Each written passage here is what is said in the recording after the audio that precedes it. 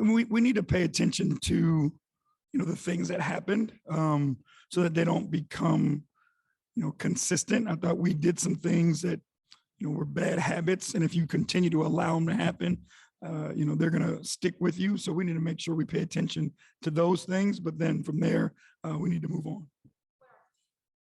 I think just offensively, we did a lot of standing and watching tonight. We played a lot of one-on-one basketball without any movement or sharing the ball or cutting or respacing to help one another. So we were just going to make it difficult on one guy to go out and get something done and create something. And then defensively, I just don't think we played with enough force.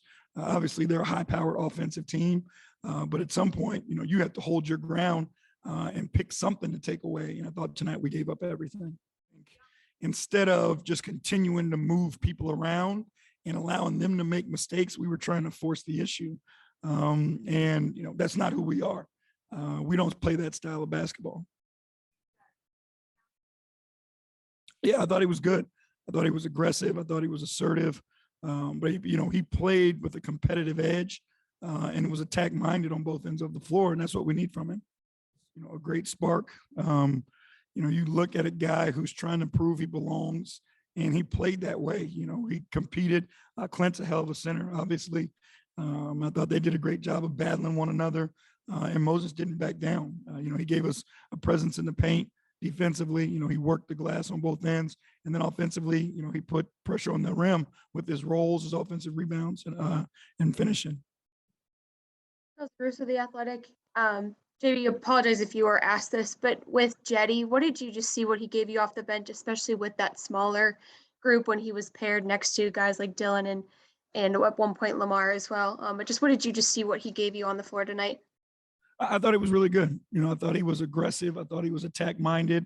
And his game wasn't determined by his shots.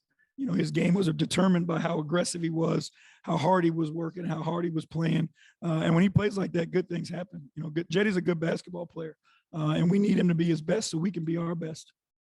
And when he when he hasn't played a couple of games, do you have conversations with him about just when he does come back in, just being aggressive from the jump and just playing the way that he did, I guess? Yeah, we have conversations all the time. That's kind of what we do. Why we do what we do is we don't serve and save it for the difficult times to have conversations. We talk to the guys all throughout the year, so they know what to expect and what we expect of them. And that's kind of what we do. We don't coach, or we coach for the difficult times or the bad times, so then when they happen, people are already aware and it's not a big deal. Thank you.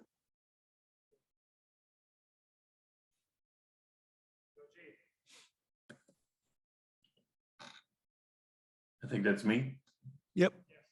Joe G. Kaz.com.